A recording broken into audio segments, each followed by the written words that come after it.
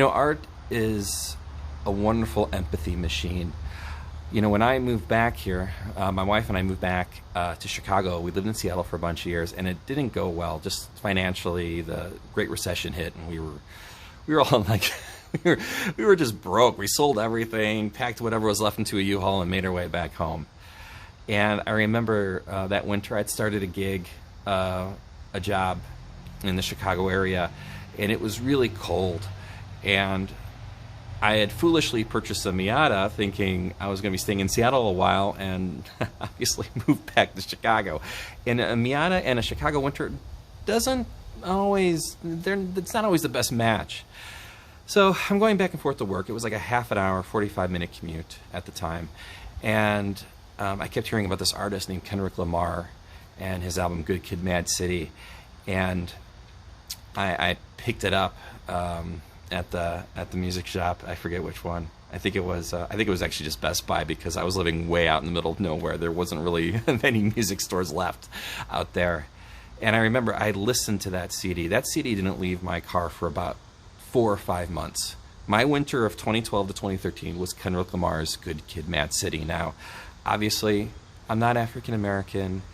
And even at the time, I was going through a lot of financial issues, and things were pretty tough. I mean, I'm very fortunate. I know that. I know it in my bones, how fortunate I am. And although I can never truly understand what it means to be African American, or just the trials that you must go through, and I've heard many of my friends who are African American, they've told me the kinds of things that they have to deal with that I was just blind to, just by, whatever the hell this is, this entity that I live in. And even listening to Kendrick Lamar and listening to that album, it brought me more empathy. It brought me a little bit more understanding. It opened my mind and put it out of whatever was going on in my head, and put it somewhere else. Put it into a young man in LA going through his struggles. And I understood things that sometimes you can't even put into words. It's just emotional.